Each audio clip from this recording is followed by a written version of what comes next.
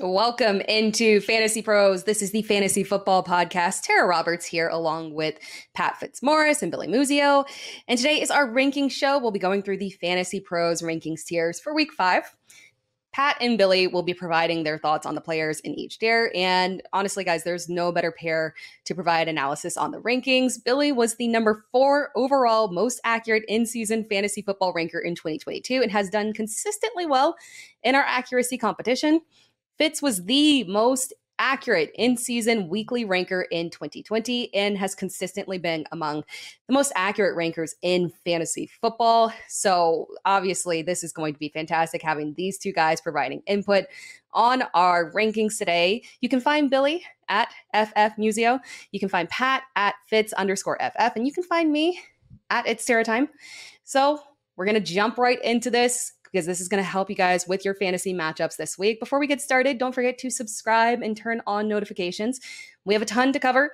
So our top 20 players, you guys can take a look at them, and our consensus rankings and tiers can be found on fantasypros.com/rankings.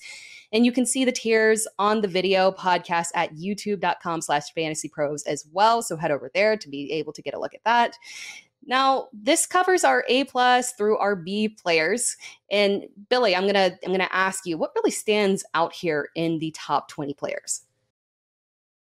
Top 20 players, we still have Kyren Williams still floating to the top, and I love to see it. But as Pat mentioned last week, something's bound to change with the workload that Kyren Williams is getting. We're seeing his inefficiencies kind of shine through. Yes, he's still getting touchdowns, but at some point, something has to give.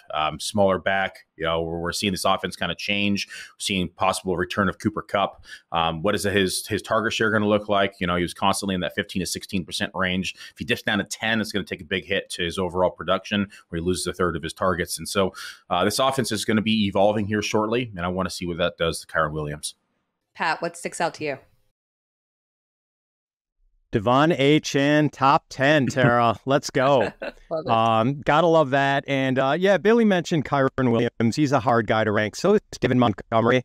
I have David Montgomery in high-end running back 2 range this week. And some people were kind of upset with me on Twitter. Like, why isn't he an RB1? I just don't know if you can count on him averaging 23 carries a game the rest of the way, or getting into the end zone every single game he plays. So, I do think, obviously, we've had to recalibrate expectations for Montgomery and Jahmyr Gibbs, given their very different roles. But, Montgomery has been the beneficiary of some pretty positive game script for the Lions so far. Yeah, I agree. I know it's tough that David Montgomery and Jahmyr Gibbs. But that's actually a great segue for us to kind of go into this this B- tier right here that has Ramondre Stevenson, Alexander Mattison, and Jahmyr Gibbs. So he is not that far off from David Montgomery. Let's see. We've got ECR that has him at RB23. Pat, you've got him at RB23. And Billy, you've got him at RB27. Billy, I'll start off with you. You not feeling Jahmyr Gibbs a little bit this week? I love Jahmyr Gibbs as a talent, but they just refused to use him after they took him top 12 in the draft. And so we've seen them lean pretty heavily on David Montgomery. I'm with Pat. I have David Montgomery right there at like RB12 this week. And so I think that until they signal otherwise, we need to adjust the rankings and the projections accordingly. I was lower on Gibbs last week. I was -5 versus ECR, just because the utilization and what they have actually shown is that he is not going to be the focal point of this offense. I mean, it's nice that he's been getting that 14% target share, but now even that's in question because we saw Jameson Williams get his suspension reduced after the NFLPA just redid the gambling policy with the NFL. So add in another mix in the receiving game, add up the lack of touches he's getting inside of the rushing department, and it's a bit concerning this week for Jahmyr Gibbs. Pat, are there any concerns around you? You're right at consensus, but again, we do have him as a low-end RB2. We had that fantastic week. I say fantastic-ish, that fantastic 7-catch game in week 2. But since then, we haven't really seen aggressive pass volume that we'd like to see out of somebody with that pass profile. Any concerns around Jahmyr Gibbs and the upside that he has? Yeah, I guess the concern is that we might need negative game script from the Lions for Gibbs to really pay off and have a big game. And we kind of saw that with DeAndre Swift when he was with the Lions. Some of his biggest games were when the Lions were in catch-up mode and DeAndre Swift was getting double-digit targets. We haven't seen that. It's mostly been positive. The Lions have been playing with a lead for much of the season so far. So it's really been much more of a David Montgomery-friendly game script for the Lions, but Gibbs' usage has not been terrible for as much as his investors are complaining about it. At least 7 carries in every game, averaging 4.5 targets a game. That's not bad, but the only issue is for this week, we talk about a negative game script being the key to Gibbs finally popping. Are we going to get that against the Panthers when the Lions are 9-point favorites? Perhaps not. So, Gibbs is a low-end RB2 for me this week, and maybe that's even a little aggressive. But as Billy said, we're buying into the talent still. Guys, I'm going to take us to the C+ tier here. We've got Dameon Pierce, Jaleel Herbert coming off of that massive performance. He finally, playing Denver, you're going to have a massive performance. But I finally got that nice breakout game with over 100 yards. We've also got Jonathan Taylor here and Miles Sanders coming off a little bit disappointing performance. He was dealing with that groin injury. But Jonathan Taylor is the guy that I want to pull out here for us to talk about. Finally be able to talk about Jonathan Taylor as a potential player, not as a potential not sit and trade and drama and Jim Irsay and everything that we've had to deal with over the past couple of months. But ECR has him at RB26. It's reasonable, expecting, if this is his first game back, we're not 100% sure yet, but if this is his first game back, it's a reasonable expectation here. Pat, you've got him at RB25. Billy, you've got him at RB29. Pat, just slightly higher around consensus. What are your thoughts and feelings towards Jonathan Taylor potential return this week? Oh, what a fun week this is, Tara. By the way, the bye week's kicking in to throw an extra challenge to us fantasy managers, and the return or possible return of Jonathan Taylor, Cooper Kupp, Jameson Williams. So this is a lot of fun.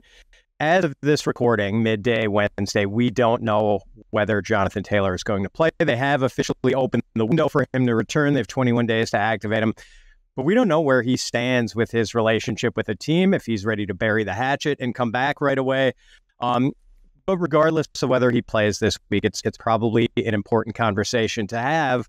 What do we expect in his first game back? And I don't think the Colts are going to overwork him when he comes back. I think it might be more of a 50-50 type of workload split with Taylor and Zach Moss, who's actually acquitted himself really well in Taylor's absence so far. I mean, they just, cast Deion Jackson aside and playing Moss basically every offensive snap. But if JT looks good right away, the backfield is going to be his in the second game he plays. So as for the matchup this week, if Taylor does play, yes, Tennessee is a really tough matchup. Titans have allowed the 4th fewest rushing yards to running backs and just 3.1 yards per carry to running backs. But I cannot wait to see what this offense looks like and what sort of plays the Colts can draw up with Shane Steichen, who has done really well with mobile quarterbacks so far, putting linebackers in this nightmarish scenario where they have to figure out whether Anthony Richardson is keeping the ball or handing it off to Jonathan Taylor. I think that's going to spike Jonathan Taylor's rushing efficiency. I can't wait to see what this looks like. And if I have Jonathan Taylor on my team, which I do, by the way, I've got him on quite a few teams, and he's active this week, I'm playing him. No hesitation. You mentioned that potential there for him to really break out with defenses having to decide who they're going to stop. And talking about Anthony Richardson here and the rushing touchdowns that he's had, do we have any concern that those rushing touchdowns are going to be hard to come by from Jonathan Taylor? His RB1 overall year was aggressively propped up by the rushing touchdowns that took him to that next level. Do you still think he's going to be able to get significant work at the goal line with Anthony Richardson, Pat? I think we'll see some of it, Tara. But yes, I mean, so far, Jonathan Taylor, that big year he was playing with Phillip Rivers, not exactly the rushing threat that Anthony Richardson is. So, yeah, I mean, he'll poach some touchdowns from JT for sure. But I think JT will more than make up for it with the rushing efficiency boost that he will get playing with Anthony Richardson. Billy, how are you feeling about Jonathan Taylor's potential return this week? Yeah, right now my ranking's a placeholder. I want to see what happens with news this week, if he's going to be in or out. This is kind of a safe spot to place him, I think, currently. But if he is in, there is some questions. Like as Pat mentioned, it's a tough matchup against the Titans. Not to mention, we touched base briefly on Anthony Richardson and his involvement in the rushing game, not only at the goal line, but just in general. Because the last time we saw Jonathan Taylor on the field, his opportunity share was nearing 70%, which was near the top of the league. And so he was seeing a 68.8% opportunity share, and he was averaging about 21 carries a game. And I don't think that happens with Anthony Richardson when he's seeing somewhere, last week he saw 10 rushing attempts. And so this probably knocks Jonathan Taylor down to that like 16 range, probably I'd say is a pretty safe bet. And then, bring in the red zone opportunity that Pat mentioned, and you have the rushing quarterback that can always steal the goal line touches at any given time as well. So there is some question marks. We also know that Anthony Richardson just isn't throwing the ball as much as other quarterbacks have in the past inside this offense. And so that's going to affect his overall target share and the amount of times that he's to be targeted inside of or through the air, I should say. And so I do have some questions in relation to Jonathan Taylor coming back, if it is this week. And then we also still have the contract dispute, and there's a lot of, I know we just talked about how it's not as to the forefront, but Jonathan Taylor has still made it pretty clear he doesn't want to play for Jim Irsay and the Colts. And I think that, Saquon Barkley's ankle injury kind of reinforces his belief that he doesn't want to step onto a field right now when he has this contract in play.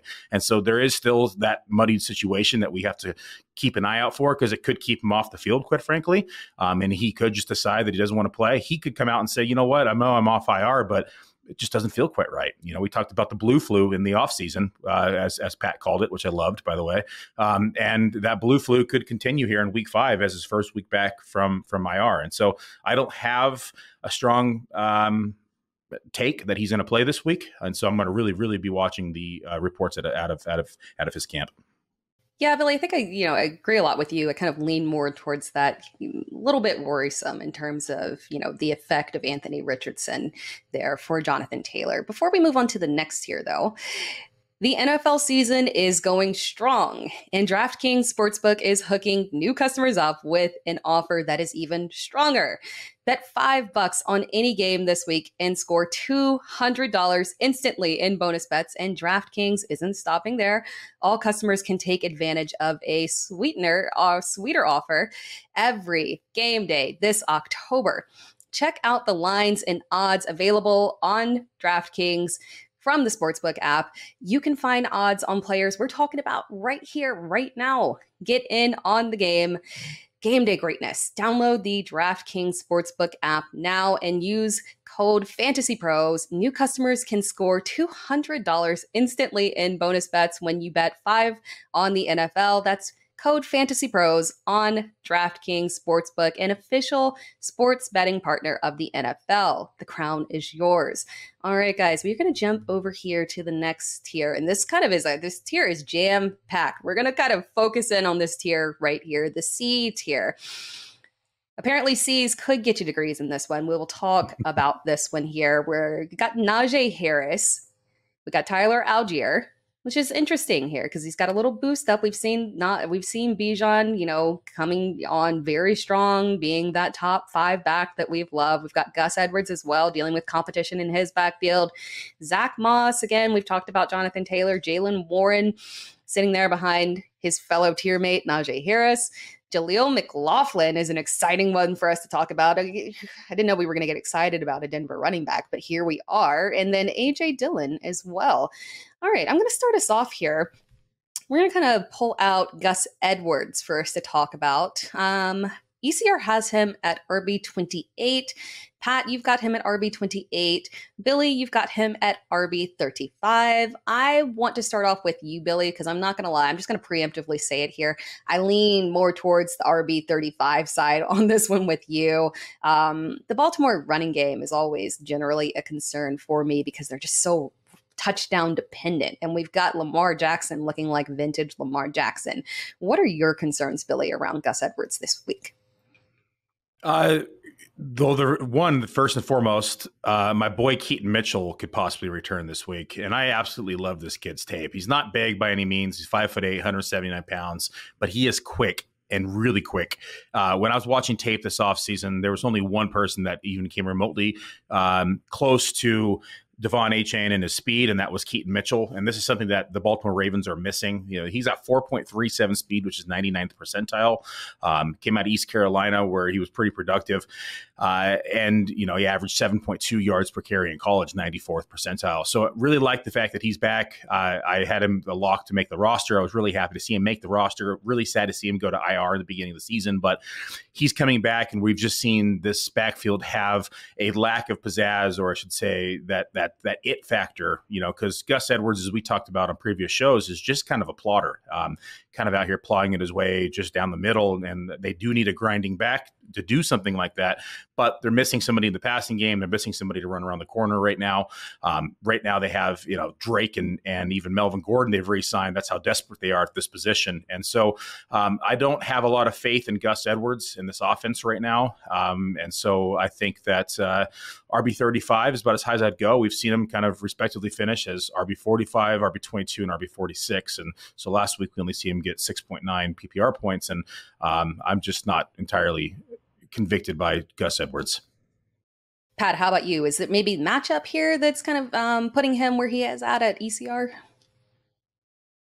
Yeah, I mean, it's more usage, Tara, and I do recognize Billy's point that Keaton Mitchell could be the lower altitude version of Jaleel McLaughlin in Baltimore. But in the 3 games since J.K. Dobbins tore his Achilles, Gus Edwards has had double-digit carries in each of those games. And last week with the Ravens leading the Browns all game long, Gus Bus played a season-high 69% of the offensive snaps and had a season-high 15 carries. And guess what? He actually had his first 2 catches of the year, which is pretty exciting. No targets his first 3 games, and then 3 targets, 2 catches, but for just 1 yard. Hey, it's a start. I mean, don't get me wrong. I realize Gus Edwards is not an especially sexy start, and especially if he start in PPR formats because of the non-usage in the passing game. But at least among the Baltimore running backs, I do think he's got the most secure workload. And I do think because of the way the Ravens want to play with all these wide receiver injuries, it's still running game first, even with Todd Monken at the controls in Baltimore. Not quite as heavy on the run as the Greg Roman days, but they're still run first. And I think Edwards is playable against a Pittsburgh defense that has allowed the second most rushing yards to running backs so far. The next player that we want to pull out here and talk about is Najee Harris. ECR has him at RB29. Pat, you've got him at RB31. And Billy, you've got him at RB26. He is coming off, I guess we could call it a great game for Najee Harris. He did finally see strong yards per carry, just over 5 yards per carry. Did see the bulk of the carries. Again, the only thing there is those receptions went aggressively towards Jaylen Warren, but it was good to finally see Najee get that nice uptick on the ground there. So, Billy, I'll start off with you. How are you feeling about Najee Harris? You're a little bit higher on Najee this week. Are you feeling the bounce back here coming off of that strongish performance? Man, this is 2 weeks in a row. I had Najee. This doesn't look good. I'm not entirely confident about this, but it worked out last week, I guess, against Houston, where he finished as RB17 and half PPR points.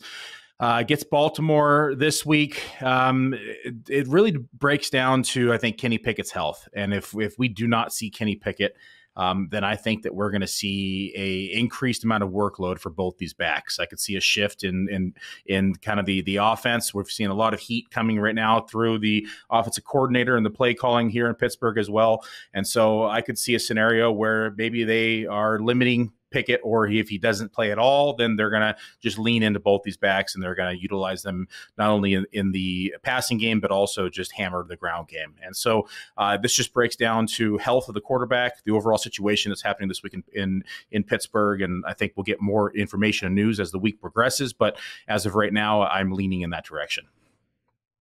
Pat, how about you? Are you a little less confident in Najee? Is Jaylen Warren more of a factor for you? Well, Warren's a factor, but I think the bigger factor is just that the Steelers' offense appears broken right now, and I don't really trust Matt Canada, their offensive coordinator, to fix it. Blame Canada. The one thing that could potentially spike Najee's value this week is if the Steelers dial back on Jalen Warren's usage a little bit because of ball security issues. It did have a fumble last week that the Steelers recovered. Also had another near fumble that Will Anderson, the Texans rookie, took back for a touchdown, but that was nullified because Warren was ruled down. So I can't imagine the Steelers were too pleased with Warren about that. And I don't know, even if Warren's usage is reduced as punishment, I'm not really optimistic that Najee can have a big game against a good run defense. Like it took a matchup against the perennially soft Texans run defense just to get a decent game out of Najee last week. And the plowing of resources into the Steelers offensive line in the offseason, I thought that was going to really pay dividends, has not so far. No discernible difference in the play of the offensive line. So, man, I'm just not really feeling it in Najee. Like I'm kind of leaning against him in starts at tiebreaker situations.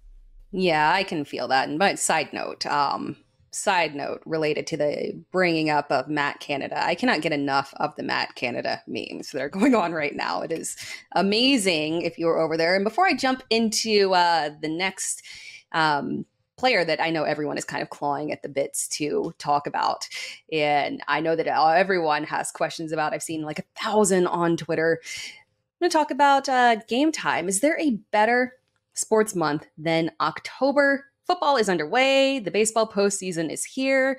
And new basketball and hockey seasons are upon us. While we love watching all our favorite teams on television, there is nothing better than being at the game live and in person. And the best way to get tickets to any of these games is on Game Time, the official ticketing app of FantasyPros Fantasy Football. Game Time is the only ticketing app that gives you peace of mind with your purchase. They let you see the view from your seat before you buy, so you know exactly what to expect when you arrive. Their all-in prices show your total up front, so you know what you're getting. You know that you're getting a great deal without hidden fees. And it takes no time at all. You can buy tickets in seconds with just 2 taps. So take the guesswork out of buying tickets with Game Time. Download the Game Time app, create an account, and redeem code FANTASYPROS for $20 off your first purchase. Terms apply. Again, create an account and redeem code FANTASYPROS. That's FANTASYPROS, all one word, for $20 off. Download Game Time app. Last minute tickets, lowest price guaranteed. Jumping back into the tiers, I kind of tipped my hat a bit because I'm not going to lie, I'm excited.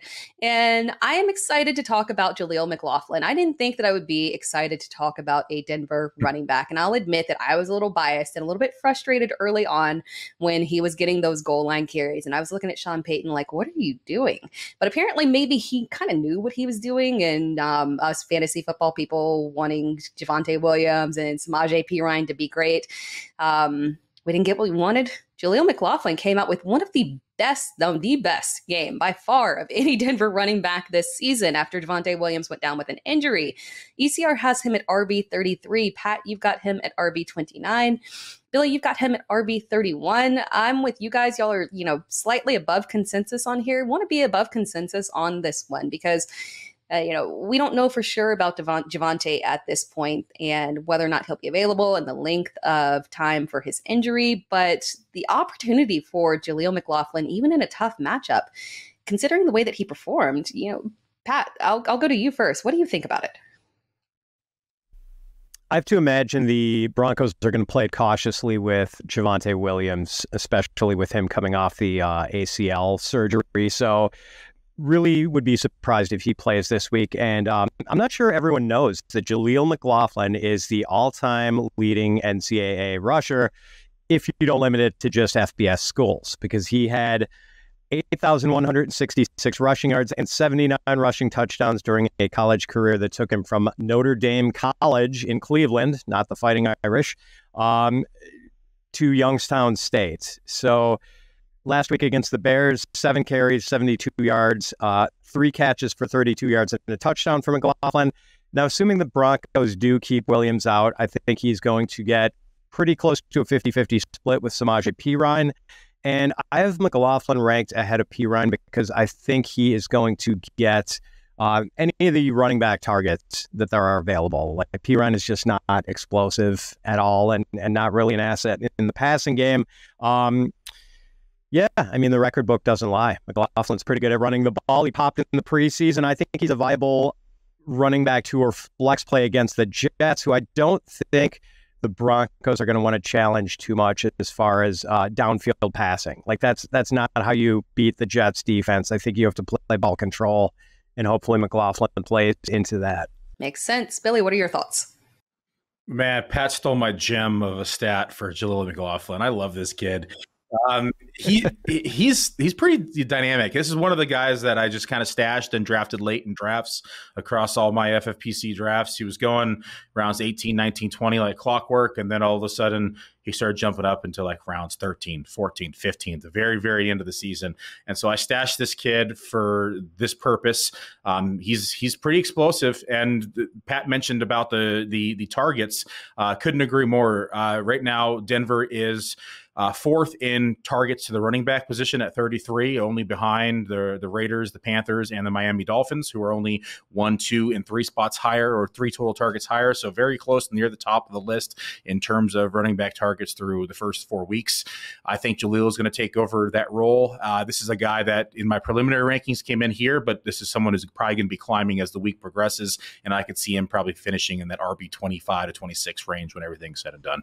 Makes sense. Moving on to the C- tier, we have Samaje Perine, who we just talked about, Rashawn Johnson, Tajay Spears, Chuba Hubbert, and Dalvin Cook. Chuba Hubbert is the one that I want to pull out here for us to talk about. It's very interesting because he was coming off of a stronger performance last week, but we do know that Miles Sanders was dealing with that groin injury, and that could have affected it. But this is not the first time that he's cut into Miles Sanders' work. This is a trend we've been seeing. So I want to see if you guys are thinking this, if this is a trend that continues. ECR has him at RB 38. Pat, you've got him at RB 36. Billy, you've got him at RB 33. Billy, with you having him at RB 33, let's talk about that. Are you feeling like this kind of is tilting? Is it more of concern around Miles Sanders and his injury, or are you thinking that this backfield is going to be tilting more towards a more even split? It's more in concern to Miles Sanders and his health. I don't think they're going to rush him back. We've seen this offense kind of be dysfunctional. I don't think there's a need to injure their running back any more than what he's currently sitting at.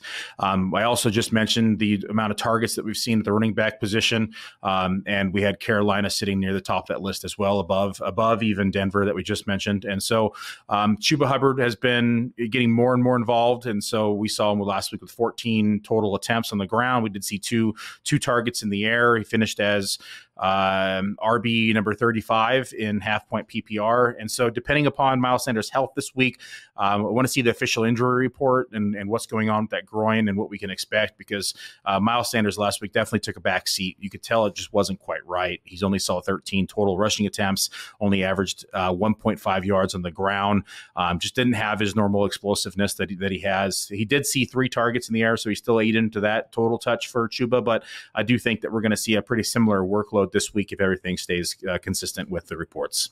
Pat, how about you? Yeah, this is based on the assumption that Miles Sanders does play. I know there was some question about whether he'd play in week 4. He did play, but clearly wasn't at full capacity. Yeah, normally I would expect this to be like a 60-40 split in favor of Sanders, but we sort of saw the opposite last week. It was 39 snaps for Chuba Hubbert, 31 for Miles Sanders, and Chuba outcarried Sanders 14-13. Here's the thing, though. I mean, like, I'll certainly move up Hubbard if Sanders doesn't play, but the Lions are a really bad matchup for running backs now. Like, their run defense has become a problem for opposing running backs. They are allowing the 5th fewest fantasy points to running backs and the 2nd fewest rushing yards to running backs. Part of it is what we talked about earlier, the Lions constantly putting opponents in negative game scripts. Maybe Chuba could be somewhat immune to that since he does catch passes too, but Detroit's giving up 2.9 yards per carry to running backs. And, oh, by the way, with the Lions a big favorite, we're probably not going to get a positive game script for the Panthers in this one. Yeah, it's amazing how Detroit has literally transitioned that defense and improved it across the board. Fantastic investments that they made. via free agency and the draft. Moving us on to the D plus tier. It's a lonely tier with Ezekiel Elliott and Kenneth Gainwell. And then we've got the D tier: Antonio Gibson, Justice Hill, Cam Akers, Matt Breida, and Jerick McKinnon. I want to talk real quick about Cam Akers because we've got him, and we know that he is potentially going to get a continued shot in this backfield. And he looked good-ish in terms of statistics last week. We had the coaching staff say that they were going to ride the hot hand. I don't know if technically they actually did ride the hot hand or not. Alexander Mattison did end up with the higher workload. But just real quick, is Cam Akers somebody who either one of you are willing to take a chance on? Pat, I'll start off with you. Yes, because it seemed like going into week 4, there was some risk of Madison maybe losing his job with the disappointment of, the first 3 weeks with him. But the Panthers' run defense, a nice get well card for Alexander Mattison, wound up having a pretty good game, kept his job. But I would still say there's a chance that Akers could push past him on the depth chart and or at least make this more of a 50-50 backfield. So, yeah, I'm interested in Cam Akers. Billy, how about you? I think in desperation mode, I do think he's going to get more up to speed and start taking on a little bit more of a role. But I do think that Alexander Mattison was maybe being harshly criticized for his inefficiencies to start the season. When you look at what happened, he faced Tampa in week 1, which is a stout defense on the ground. He faced Philly week 2, which is a stout defense altogether.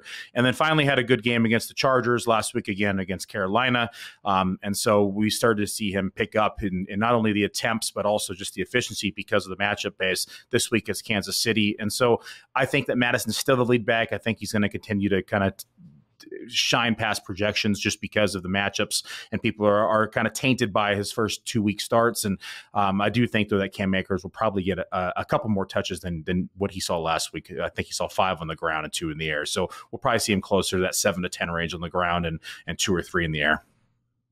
Makes sense. All right. Our D minus tier is the last tier. It is Devin Singletary, Latavius Murray, Tank Bigsby, Clyde Edwards-Helaire. Yeah, talk about Tank Bigsby for a second. This Jacksonville offense has been a bit of an enigma in terms of we've had Christian Kirk that's come on extremely strong. Travis Etienne has been steady, but we see things flipping back and forth. Is Tank Bigsby someone that maybe if we're not even using this week, but someone who we think that we're still holding on to offer value? Pat, is Tank Bigsby someone that you're still looking towards? Or are you maybe ready to dump him off to the waivers? What are your feelings towards him? Yeah, I mean, people might be forced to make moves with the bye weeks coming up, finding people they can play or whatever. So they might not have a choice in the matter, but I would still try to hold him. I still think he's a valuable potential handcuff. We're just not going to get any standalone value right now. This is still Travis Etienne's backfield. Billy, how about you? Yeah, I'm not a believer in dropping handcuff running backs just because as soon as you do it, you see it every week. Someone gets injured, and then he's going for 40% of the fab on the waiver wire. And so when you have a direct handcuff in a clear situation like this, especially with Tank Bigsby, you have to find another drop, whether it's going to be your wide receiver 4 or 5, and they may be averaging more fantasy points per game right now, but Tank Bigsby, from a contingent value standpoint, has a lot more value than that wide receiver 4 or 5. Before we move on to the next thing that we're going to talk about, if you want a chance to win a signed Christian McCaffrey San Francisco 49ers jersey, courtesy of bettingpros.com, your place to start betting smarter and not harder, you need to subscribe to the Fantasy Pros YouTube channel right now. Comment below on this video, and that's it. We'll be announcing the winner right here on the channel, so make sure you turn on those notifications so you can be alerted when new episodes are up and to claim your prize. All right, we're going to round out this show with a fun Who Would You Rather segment. Oh, and this first one is it's fun, painfully fun, maybe.